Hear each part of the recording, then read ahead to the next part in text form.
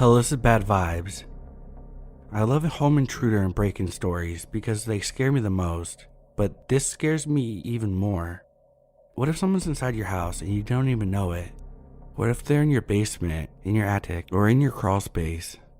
This gives me the heebie-jeebies, and I hope these stories will give you them too. Please hit that like button if you like the video, and sit back, relax, and enjoy.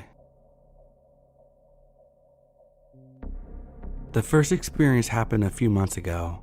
I couldn't find my house keys one evening, despite them always hanging on the hanger next to the front door.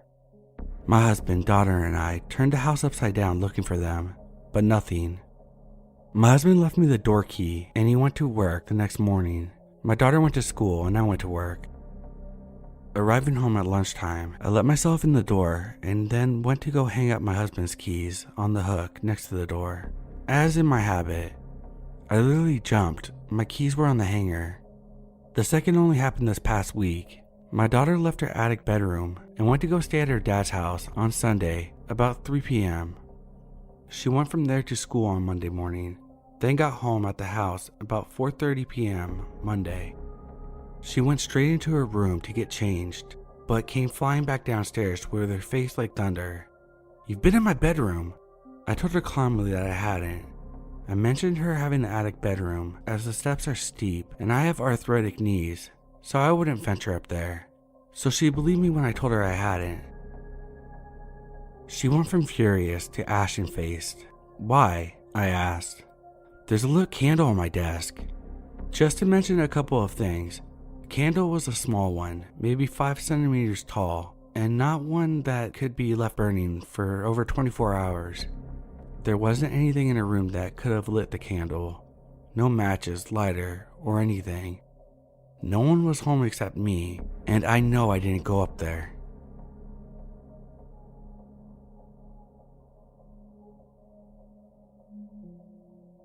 Let me share the story about the time my mother and I discovered a homeless man living in our cottage basement. This was in February of this year, 2021. We have a cottage about 45 minutes away from my parents' main home. It's not too far from Huntsville, Ontario, if anyone wants a visual. Thing is, it's completely unfinished. The basement has no proper flooring and has a slight water leak right now, so there's plenty of fans and dehumidifiers running. As a result, one of us needs to check on the place at least once every 2 or 3 weeks to empty the dehumidifiers in the basement and make sure everything was okay. To describe the house layout a bit, the entrance of the basement is directly in front of the main entrance. It's a long skinny staircase down with a low roof, so you need to crouch on the way down. There is one crappy light bulb in the ceiling, so it's always super dark down there. There's one big room, then 2 hallways branching off. One hallway leads to the bedroom, and the other one leads to not only a second bathroom, but also a washroom, all of which is completely unfinished and without lighting. The second hallway is much longer, and the rooms are just way off in the back corner of the basement and are completely dark. In other words, it's creepy looking. Okay, so let's get to the good part, the day it all went down. My mom and I are headed up there to empty the dehumidifier. We have some lunch and clean out some of the junk. We're slowly gutting the place. It had been nearly 3 weeks since we last checked up on this place. We stopped at McDonald's beforehand and each got a Filet-O-Fish combo. First time trying it, and it was actually pretty tasty. We get into the place and put the food on the table, then turn the heat on. The first thing we do is run the downstairs water and check the dehumidifier. After turning on the water, we head over to the dehumidifier and notice that there's hardly any water in it. It looks as if it's only been running for a couple days. There's still a regular amount of moisture on the ground, but it was strangely empty.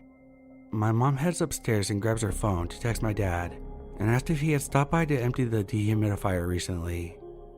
He said he hadn't. We were both puzzled as to why it looked so empty, but never considered that there was a third person in the house with us. After heating up our food, we sat down at the table and turned on the TV. About 5 minutes into our meal, we hear a massive bang downstairs, almost as if someone stubbed their toe really badly on the cupboard or something like that. We instantly jumped up and looked at each other with a freaked out look on our faces. The TV is still playing rather quietly. Then we hear the worst thing. We hear small grunts downstairs. It was unmistakable. It was a human vocal sound. My mom whispers to me, "Was that a person?" I smirk and nod my head yes. Although it was freaky at the moment, I wasn't really taking it seriously for some reason. Looking back, it was pretty serious, and this person could have been very dangerous. "Grab your jacket. Let's head out to the car and call the police."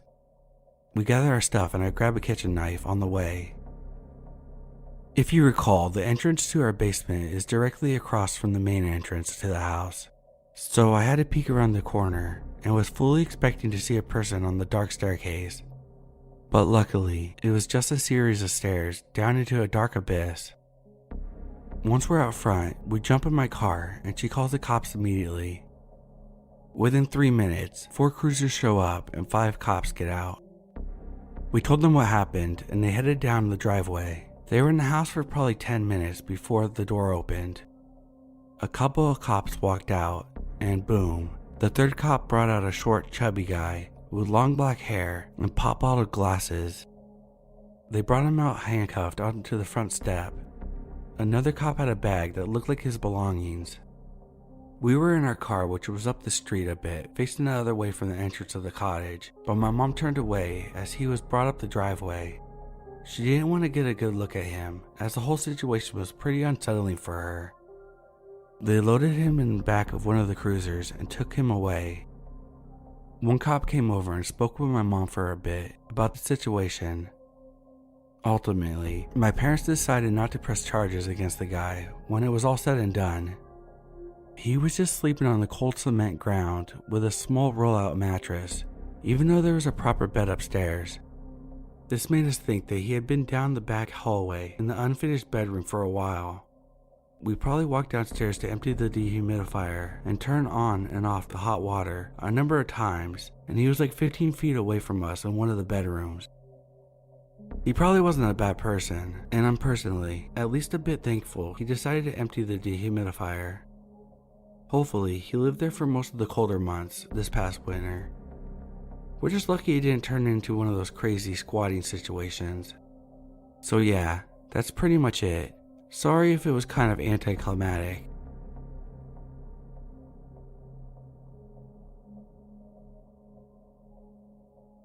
I was 11 at the time, living in a nice suburb area. We had recently moved into this house my parents had built, and it was our first home. It was a really nice neighborhood. The whole family quickly made friends with a lot of the neighbors, especially the ones 3 doors down. They had a daughter my age, I'm male by the way, and a daughter that was 5 years younger, which was the same age as my sister. Our parents got along well, and we began hanging out quite a bit for barbecues or parties at their house or our house. Friendships were formed quickly and seemed to be very strong. After a year or so, I started realizing things weren't what they seemed. I remember seeing police cars at their house a few times in the evenings, and when I asked my parents what was going on, it was always nothing, just checking up on them type of answers. I was no genius, but at 11, that didn't add up. Why didn't the cops check on us? One day I'm at their house playing, hanging out, and the daughter goes across the street to get another mutual friend, which left myself and the father alone in the house. This was really no big deal, as it happened before, but then he approached me and just seemed off. I still don't know what made me feel this way, but I was uncomfortable and started thinking about leaving. After about 5 minutes, he tells me he has something cool to show me. I don't remember what it was, but I think it was something about baseball cards, which I was very fond of. I excitedly started following him. He pulled the attic ladder down and asked me to follow him, which I did without hesitation at first. Something happened and I still can't process what it was. He was ahead of me on the ladder, and when he looked back to help me in the attic, there was something off. Something about his eyes, his face, his grin. It wasn't right. It looked evil. I could still see it clear as day and can't recognize exactly what it was that set off my alarms. Whatever it was plenty, because I jumped off the ladder and ran out the door. I sprinted all the way home and was choking back my tears when I busted through my front door. My mom was there when I came through and could see I was obviously out of sorts and immediately started calming me down. As I come to my senses, I explained what happened. My mom was concerned with how scared I was, but mostly brushed it off as me being scared, young, and silly. Shit you not, that exact night I was woken up at around 3 a.m. It was my mom sitting on my bed, and as I awoke, she held me like a baby. I remember how she smelled and how tightly she held me. I remember her tears hitting my cheek. I saw out the window to the neighbor's house, surrounded by police and fire trucks. The neighbor dad had killed himself and his daughter in the attic after a standoff with police. There isn't a doubt in my mind, nor my mother's, that it would have been me if I had made it all the way in. I still get chills thinking about it.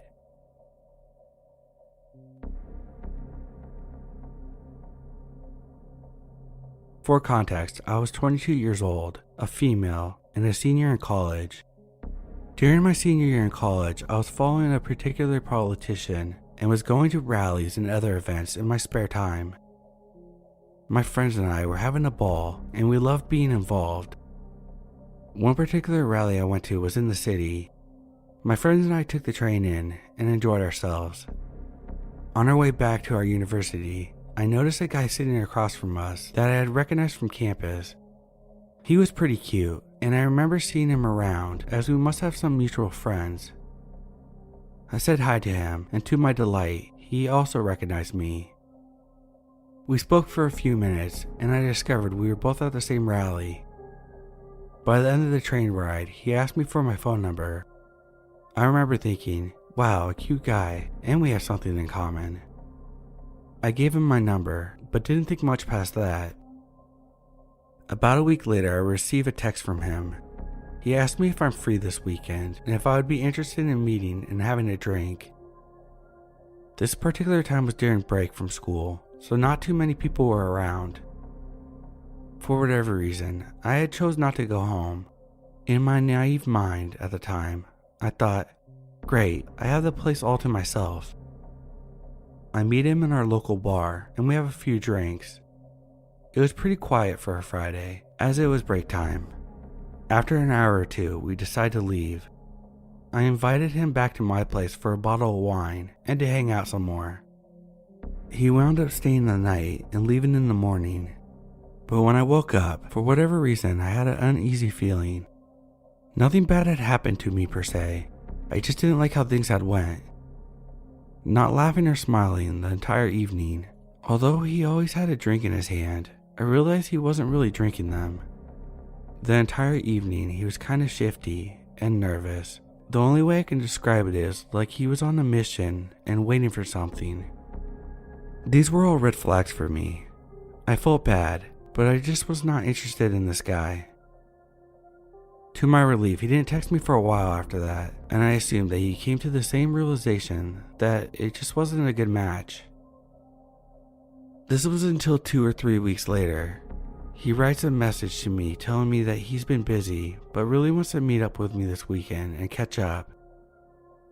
This particular weekend, my sister was having a large party for her husband's birthday at their house a few towns away. A few of my friends and I were going, and there was always a very large group of people at their parties, about 50 or 60. Now let me be clear, these parties are not your typical get wasted and stay up until the cops get called type of college parties. They were more of an adult type party, given that my sister's husband is fairly older than us. Don't get me wrong, there's plenty of drinking going on, and they were very fun, just more of an adult type barbecue with day drinking. Me and my 2 girlfriends were going to spend the night, as I was going to drive there, but obviously we would be drinking, and the party started early at 12 p.m. Against my better judgment, I invited him to the party, thinking it couldn't hurt. I gave him the address and time. He seemed very interested and agreed to come. The day of the party was so fun, and my friends and I were having a blast. I must admit, I did have a sinking feeling, and was not looking forward to seeing the guy. Then, to my absolute utter relief, I get a text from him saying that he was unable to make it. I finally could relax and enjoy the party. By about midnight, everyone is exhausted from the day of full-on drinking, and the party is winding down. Most of all the guests have gone, except my friends and a few other guys, friends of my sister's husband, who were also sleeping there, and of course my sister and her husband. My sister has one guest room, which was taken, and a fully carpeted finished basement. We had various blankets and pillows, and we're gonna sleep down there on the couches, or pretty much anywhere we could lay. As I'm about to go down to the basement and get ready for sleep, the man walks through the front door. No knocking, no text, no nothing, just confidently walks straight in the house. I don't know why, but my initial reaction was fear. I pretended to be happy to see him and gave him a small hug. I asked why he was there, to which he never gave me a real response. All the lights were out and everyone was gone. I was gesturing around and hinting to him that the party was over and that he had missed it. I felt bad that he had made the effort and decided to speak with him for a few minutes before I went to bed. We talked. I told him that I was going to get ready for bed and that I was sorry that he missed the party. He says, "Yeah, that's fine. This dude is just not getting the hint to leave." I leave the room and go to change my clothes and set myself up a bed, brush my teeth, etc. I was just hoping that he would leave, but I didn't hear any movement coming from the other room. When I come back to the living room to check and see if he's actually still there, he is. He is asleep on the couch. I obviously found this strange, but just assumed that it was late and he must have been really tired. He didn't seem out of place as there were various other people sleeping at the house as well. I went to the basement and found myself a place to sleep on the floor. About 30 minutes to an hour later, I'm laying on the floor still awake, thinking about how weird it is that he showed up. It's pitch black and there's a few other people sleeping there, including my friends. I hear someone in the dark slowly coming down the stairs. I see that they're holding a cell phone light to guide them. As the figure reached the bottom of the steps, I see that it's him. Now, he's never been to this house before, and I immediately think it's weird that he would randomly be walking through a house of a person he doesn't know. I pretend to be asleep. As I lay there frozen, I suddenly feel a tap on my shoulder. He doesn't say a word. He's over me and trying to wake me up. I don't move and pretend to be asleep. I lay there in the dark silence and am listening for his footsteps to walk away. I could tell he's holding a light over me. Then, with no warning, the man takes a step back and with his boots on, kicks me full force in the face. I'm not talking about a little tap with his foot to wake me up. No, full force boot kicks me directly in the face. My face goes numb. I don't know what just happened. I can feel the blood running down my nose.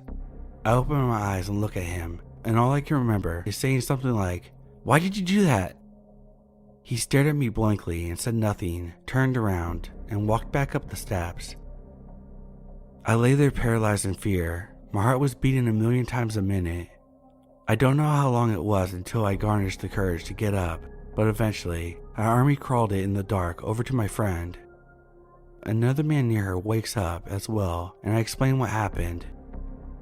We're all half drunk, dazed and confused to say the least. I can't stay in the basement. I know he left, but I was so scared. My friend and the other guy offered to take me upstairs so I could sleep in my sister's room. I go into my sister's room and lay next to her bed on the floor.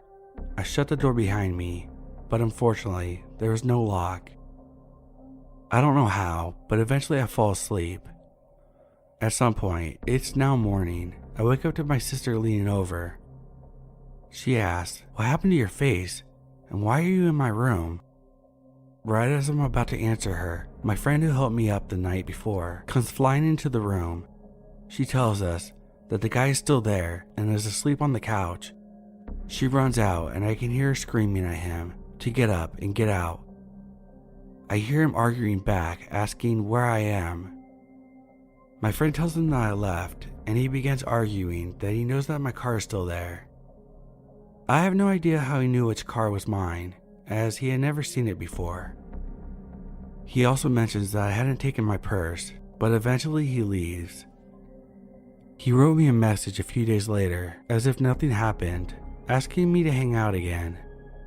I blocked him and never heard from him again after that. I graduated only 2 months later and thankfully never saw him on campus again. To this day, I have no idea why he kicked me in the face and how he had the balls to stay after that. I have learned my lesson about giving my number out. Creepy basement kicker, let's not meet.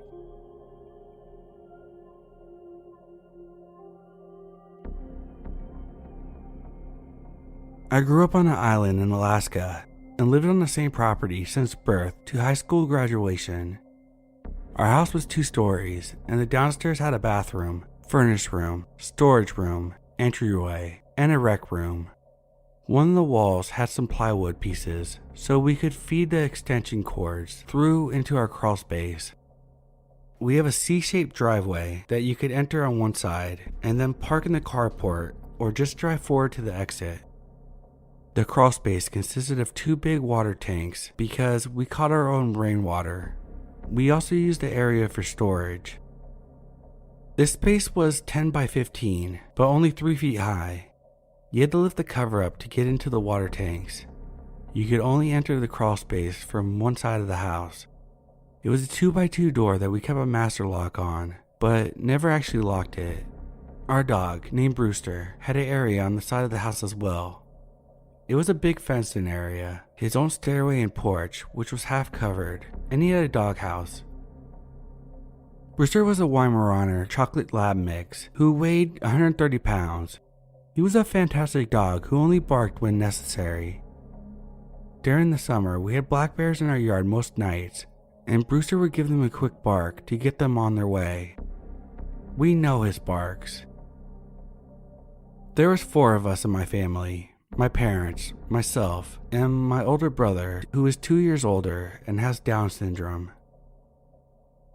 My brother was in special education at school, and there were other kids who would come into the same room, but just once in a while throughout the day because they had a smaller disability and were able to keep up in some general classes.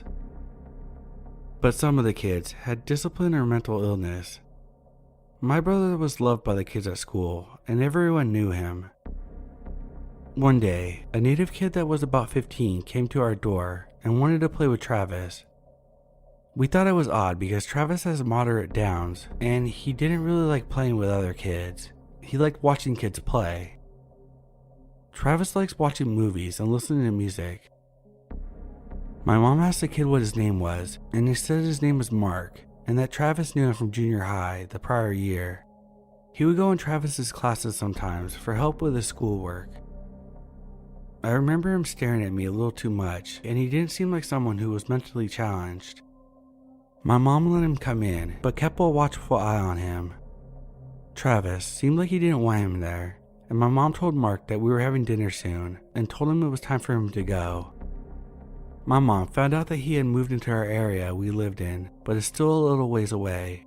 He had been in foster care most of his life, as his parents were abusive addicts. I think he came over another time, and my mom felt bad for him, but she felt something was off. She felt like he was coming over because of me.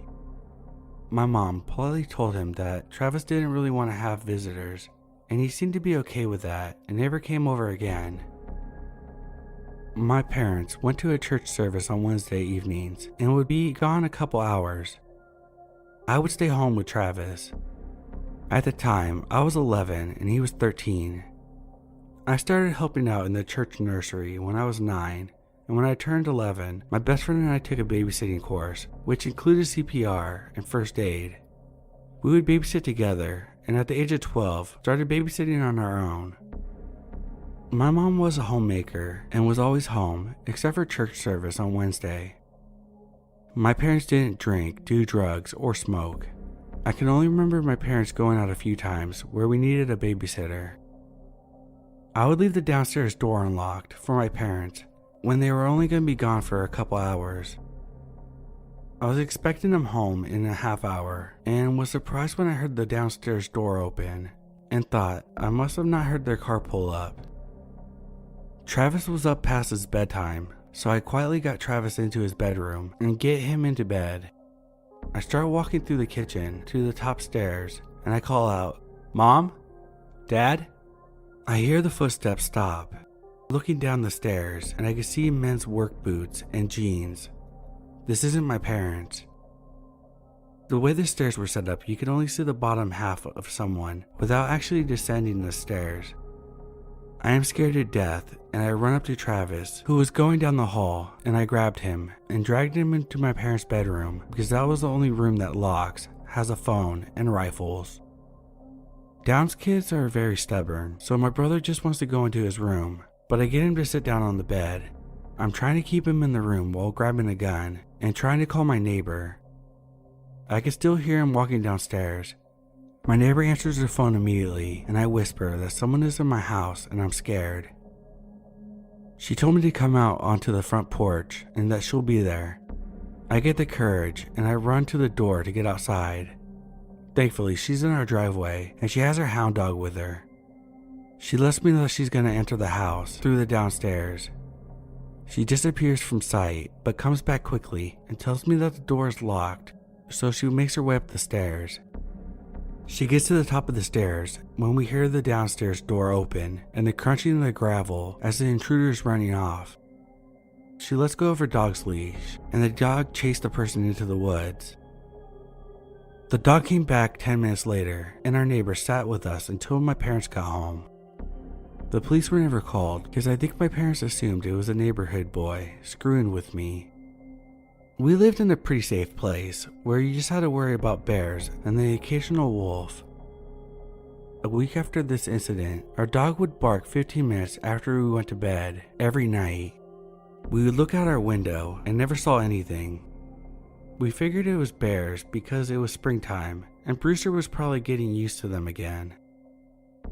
A couple months and the barking was still going on. I had one of my best friends stay the night and we would always stay in the downstairs so we could be louder and stay up as late as we liked. Kay had a brother who was 7 years older and we asked him if he would bring us some booze. I know we were young, but that was a normal thing for our town. Kids started drinking, smoking, having sex in middle school because of the boredom, I think. We got 13 feet of rain this year, so we'd be inside a lot. It was a little after midnight, and her brother never showed up. Bruiser never barked that night either. We were sitting on the stairs, braiding each other's hair, and we both got a feeling like someone was looking at us, and we looked over, and a guy was staring into the window. We ran upstairs in a panic. We thought maybe it was her brother, but he wouldn't have came to the window to spy on us, and the face seemed too dark to be his. We had the lights on in the downstairs, and there were no lights by the window, so it was hard to tell who it was.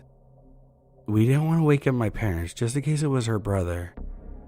We waited 30 minutes and went back down to grab our stuff and went to sleep in my bedroom for the night. The next day we talked to her brother, and it wasn't him. That night, Brewster was back to the barking again. 2 more months go by, and I had gone to bed. I heard Brewster bark, and I looked out my window. As usual, didn't see anything. I just dozed back off when I woke up to Brewster barking frantically. I look out my window, and I see this guy running out of our driveway. I thought about waking up my parents, but we had a trail on the side of our house that kids used to use. The neighborhood was on the side of a mountain, so all the kids used the trails to go straight through to another road instead of using the main roads. I had never seen someone come out of that part of the driveway because the trail was on the south side of the house along with the crawl space and Brewster's area. My room was the only one on the north side. I decided to go back to sleep and I was tossing and turning. 15 minutes go by and I smell smoke.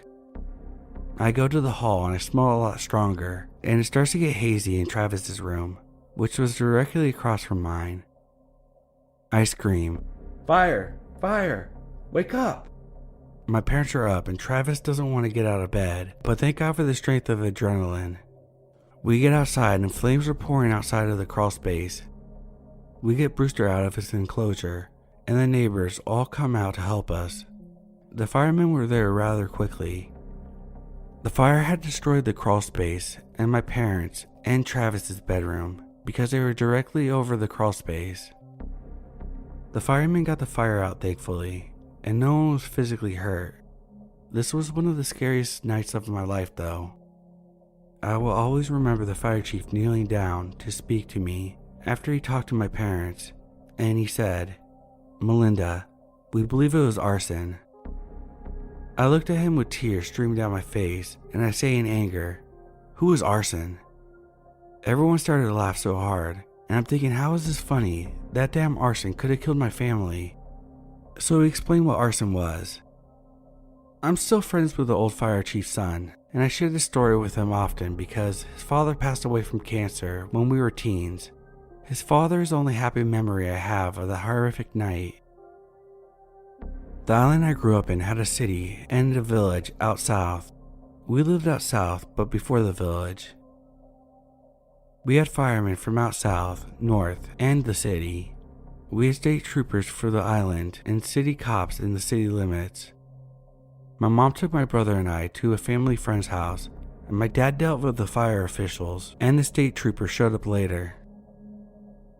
After the investigation, my family, neighbors, and firemen pieced together that a person had been living in our crawl space for at least 4 months.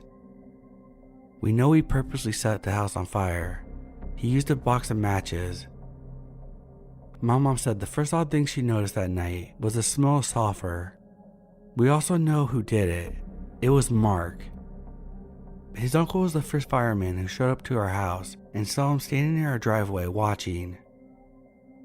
My mom had told him my description of what the person was wearing that I saw fleeing out of our house, and it was what Mark was wearing. Behind our house near the crawl space area, my dad found where he hung out when he wasn't in the crawl space. There were a bunch of cigarette butts, cans of soda, which were also found in the crawl space.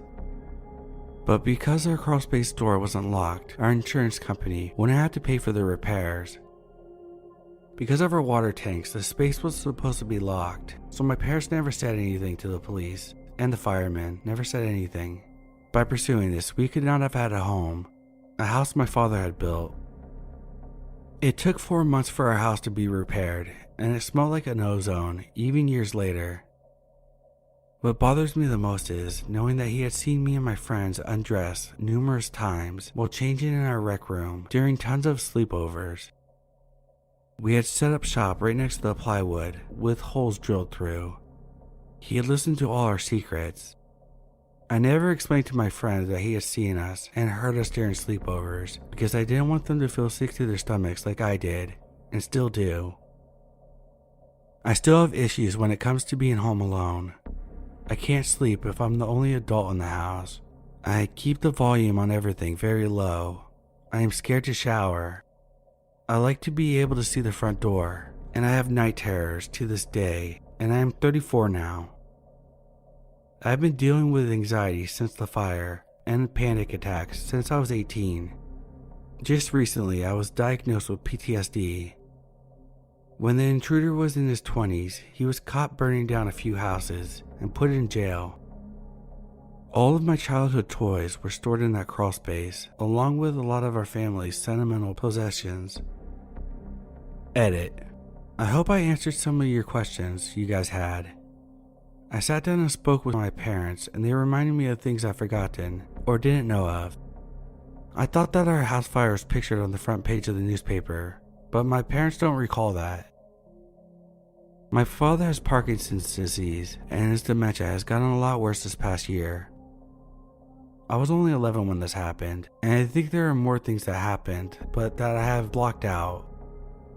It's like I have this memory, but it's so far away that I can't see it clear enough. I'm learning that with PTSD, you block things out to protect yourself.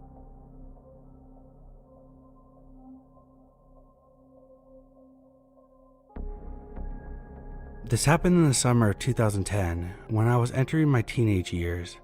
My family took a trip to a really nice hotel in the city.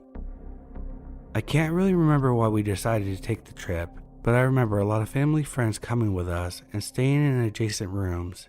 I never asked my parents, and it's not really important to the story. To preface, I'm a bit of a scaredy cat and always have been.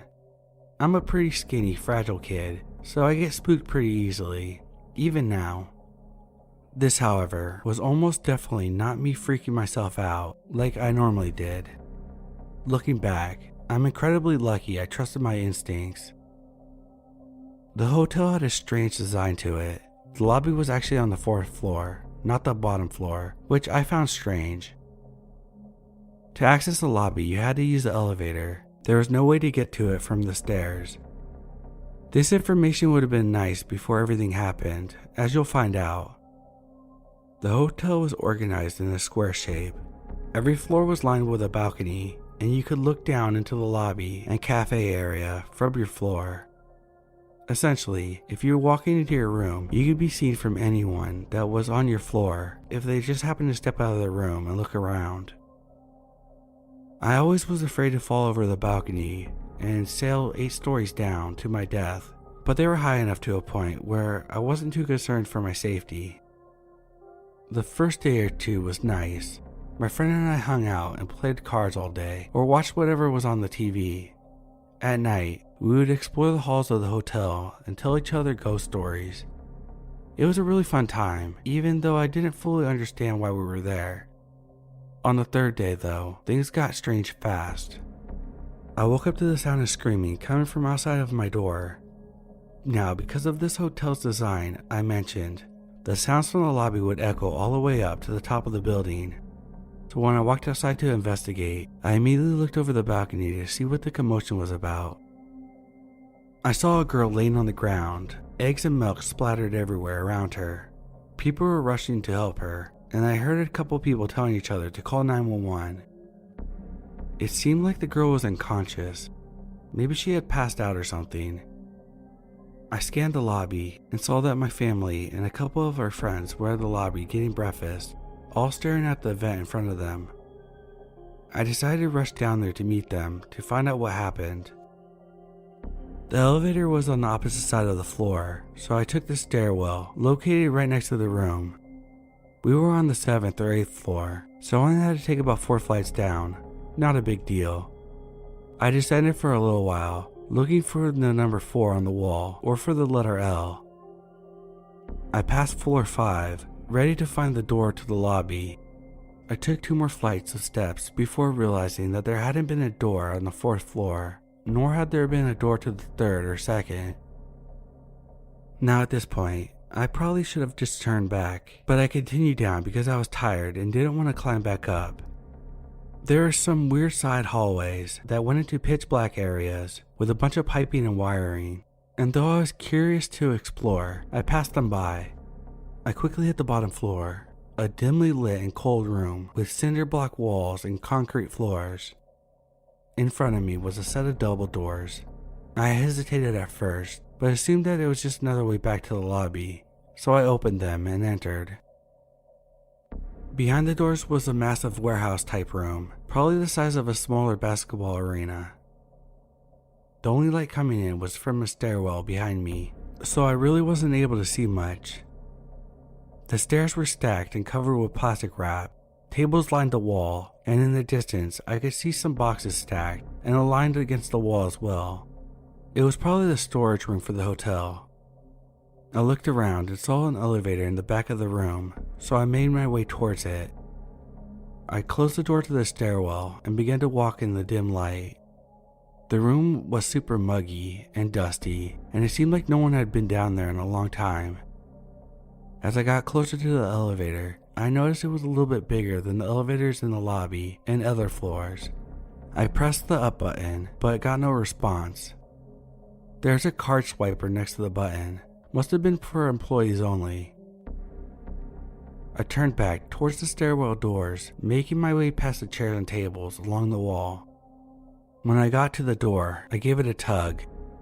Locked, of course. This is when things started to hit me, and I realized that I was stuck in a dark, dusty basement of a hotel. I didn't have a phone because my parents wouldn't let me get one until I graduated middle school, so I couldn't call anyone. Everyone likely assumed I was still asleep in the room, so I began to freak out, believing that no one was going to be looking for me. I searched around the warehouse, looking for other ways out. Some of the areas of this place were better lit than others, so I looked around the areas I could see in first before starting on the darker side of the room. There was one other set of doors that I found, but it happened to be locked as well. I began to cry, scared that no one would ever find me in the basement. I swear it felt like hours, but I think only a handful of minutes had passed before I heard the door creak open. It wasn't the main door from the stairwell, rather the second door that I had found. A slim, middle-aged man in a lab coat came out of the doors. Now, if this was 21-year-old me seeing this man, I would have been very confused as to why this guy was wearing a lab coat in a hotel. I was only 12 or 13 at the time, so I was immediately relieved at the sight of an adult who looked smart. I approached him, tears in my eyes, and he immediately looked surprised to see me, as you would expect. "What are you doing down here?" "I got lost on my way down to the lobby, and I've been locked in here. Do you have a key?" I was shaking, eager to get out of there. He didn't answer my question, and instead he said, "I know the way out of here, follow me." He began to walk towards the doors with the stairwell, and I followed, relieved that someone had finally come to save me. We approached the doors, and I began to reach out for the handle, but he continued walking. "Isn't it right here?" I asked. I will never forget the look on his face when I said that. He looked nervous, and though it was dim, I could see sweat glistening from his forehead and behind his glasses. "No, it's this way." I continued to follow, but I was now nervous myself.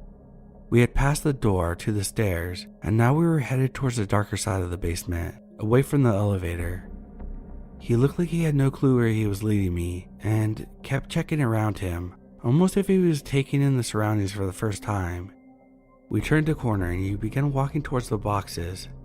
A dead end. I immediately froze, realizing that something was very, very wrong. This guy had no idea where he was going, nor did he appear to work for the hotel. I said, "Okay, where are we going?" He turned around and said, "This way, just follow me."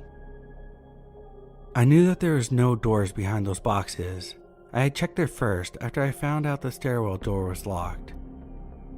I want to thank whatever God is up there for giving me the idea I had next. I started yelling as loud as I could. I yelled so loud that I gave myself a headache. The man, irritated, plugging his ears, began yelling back at me, "What are you doing? Be quiet!" I continued to yell. I didn't even remember how long I was yelling. Finally, the man snapped and began quickly walking towards me. I went in a full sprint towards the stairwell doors, hoping to God that they would somehow magically open now. He didn't run after me. He walked sternly behind me, muttering things like, "Stupid fucker," and other kinds of compliments.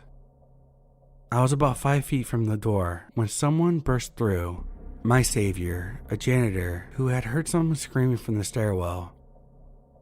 He saw the situation, me and some random guy in a lab coat in a locked basement, and immediately told me to get behind him. The janitor asked me who the man was. I said I had no idea, that he had came through the doors on the other side of the room, and pointed to the door. The janitor quickly radioed into the front desk that he had found a child in the basement, and quietly, so that I wouldn't hear, he said, "This man came from outside, get security," or something like that. The man in the lab coat started trying to argue with the janitor, claiming that he was simply looking for the bathroom. The janitor clearly wasn't buying it and kept saying things like, "Wait till security gets here and then talk to them about it." I was standing behind him the whole time, trying to take in what was happening, confused out of my mind. Eventually, an employee from the front desk arrived and took me back up the steps to the lobby, where I met my family, who surprisingly had no idea I was missing. I told them the story while crying and shaking, and they hugged me tightly, thanking the employee over and over again for their help. I never got to thank the janitor though. Looking back now, I have absolutely no clue what this man was doing in the basement. I don't have any information as to what happened afterwards, or who he was. I know for a fact that the incident with the girl in the lobby was unrelated. Something about low blood sugar. Not sure. I thought about that day a lot, and the only explanation I could put together is that the door that I had found in the basement led to the streets of the city, where he must have wandered in from. I have no clue what his intentions were, why he was wearing a lab coat, or why he chose to pretend he knew the way out. To be frank, this could have been a huge misunderstanding of some sort, and I just chose a real bad time to get lost. But all I know for sure is that if I hadn't screamed my lungs out, I might not be telling you the story the same way, or at all.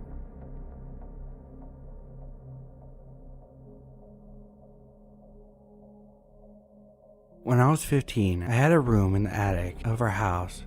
We weren't really well off after my dad left, and my mom was an alcoholic who was never really home, so I'm basically alone in my house on the top floor.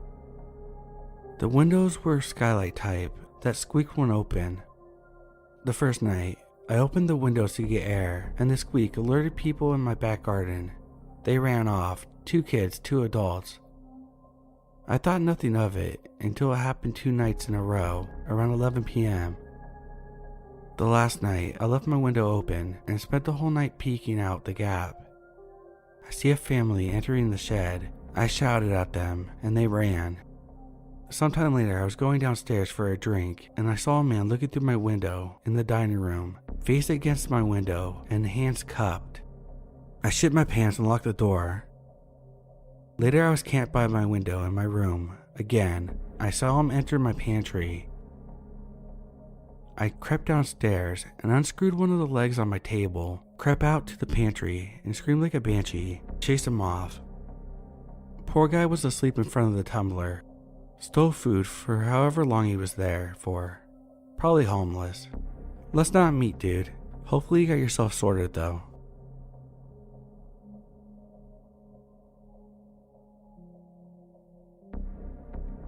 This is a short story, and while it might not seem too creepy now, I was terrified to my 8-year-old self.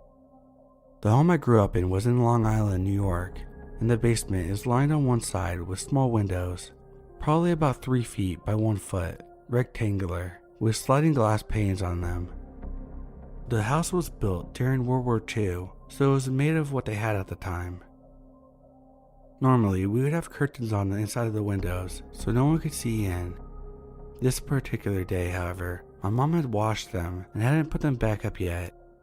Anyway, I was sitting playing Mario 3 on my NES when I got a distinct feeling I was being watched or someone was there. I look over my shoulder to the window and I see an outline of someone's face.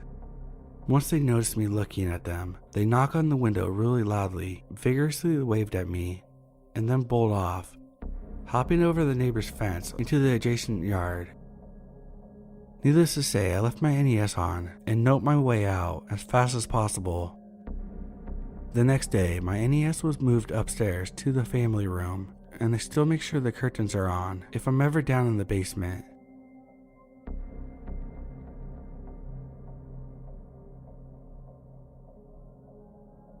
My fiance and I recently moved into a new apartment.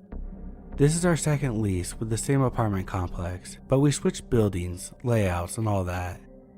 We've had some pretty weird stuff happen. First, we are the only ones in our area. We have the top floor, corner apartment, and only share the landing set of stairs with one apartment, the apartment across from our front door, which is currently empty. Thus, the only structure we shared with anyone is our floor or ceiling. Almost on a nightly basis, my fiance would hear sounds that almost sounded like an electrical current. I've never quite heard anything like it before. It's not static, it's a constant sound. It seems to come from the corner near the side of my bed. It's only heard after 8 p.m. and is gone when we wake up. We recently had maintenance check on it with no explanation.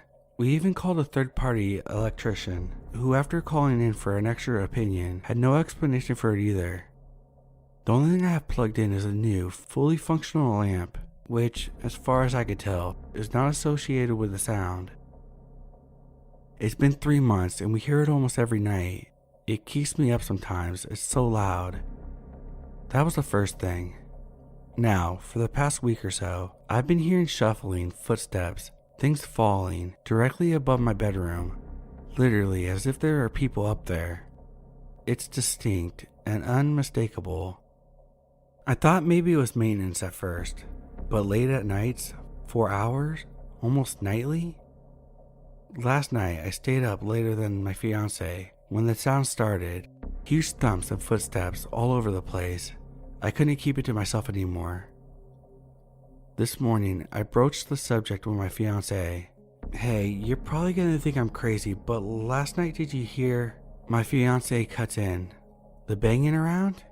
Yeah, it was above us. I wasn't actually asleep, I was listening. So now we don't know what to do. We don't even know anyone else in our building, so we don't know why anyone would prank us or something. Even then, how could they get in the attic of our building? Could this be some little critter who got in? Could the electrical sound be someone trying to run electricity up there? Has anyone had something similar happen? I'm considering asking management to check it out, but I don't want them to think we're crazy. And at the same time, I don't want to find out that there's people living above us. Lastly, I realize my dog won't sleep on our bed anymore. She always crawls underneath it. Maybe she's getting the heebie-jeebies from whoever's making the sound. Update. Saturday, July 13th. I had some friends come over last night and told them about the situation. They looked at the attic entrance and thought it was possible that someone could be up there and thought the tape test was smart. I wasn't listening for the Z sounds because by the time I actually got to bed it was very late and I wasn't paying attention. Update 2, Friday, July 19th. I neglected to mention this whole time that I've been in bed with mono and now a stomach virus, so when I haven't been asleep, I've been listening to the sounds, but I didn't hear anything all week. I waited to send the email because I wanted to confirm the sounds with myself so I wouldn't feel silly going to the landlord. But last night I went to sleep at 9:30, slept all through the night, no problems, no sounds.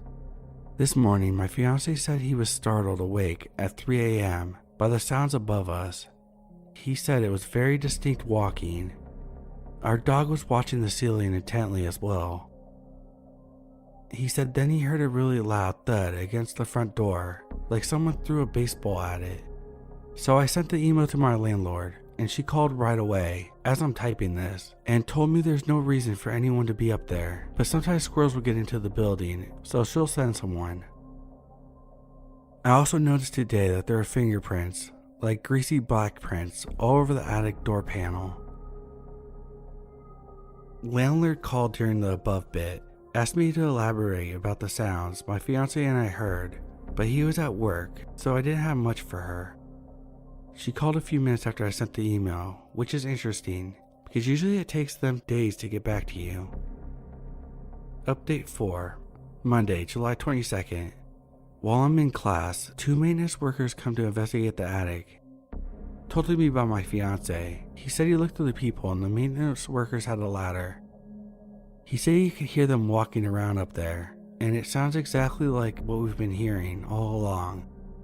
The maintenance guy leaves. We get an email from the landlord. It reads, I spoke with a maintenance supervisor today about your building, and I have some info to relay to you. A couple of our guys went and investigated the attic, looking for evidence of critters and evidence of ports of entry. They were unable to find evidence of an animal, but they found a loose vent cover that was being banged around and making quite a bit of noise, so they went ahead and fixed that vent and made it secure. It went on to say if we hear anything else, to please let them know right away. I replied back a week later saying that we're still hearing the noises and it sounds the same as before. She thanked me for the information and said it was strange, that she was going to send a copy of the email to the general manager to look at it and see what he thinks. Welp, now what? So maybe if it was a little critter, its home was disturbed by maintenance and it left. The vent excuse doesn't cut it for me because it doesn't explain the shift in movement as if someone was moving around the area. A loose vent might explain the banging sounds, but not what we've experienced, as far as I'm concerned. If it starts up again, I'm going to do the tape experiment. Last update, Tuesday, July 30th. I emailed my landlord back about some non-related repairs, but based on the vagueness of the vent situation, I'm going to email her again to ask her to elaborate on where the vent was, how big it is, etc. I told my fiance to record anything he hears at night with his phone, but this is a man that still uses the response, "I'm still waking up," an hour after he has been awakened. So I'm not going to bank on him having his wits about him when he's actually awoken by the sounds.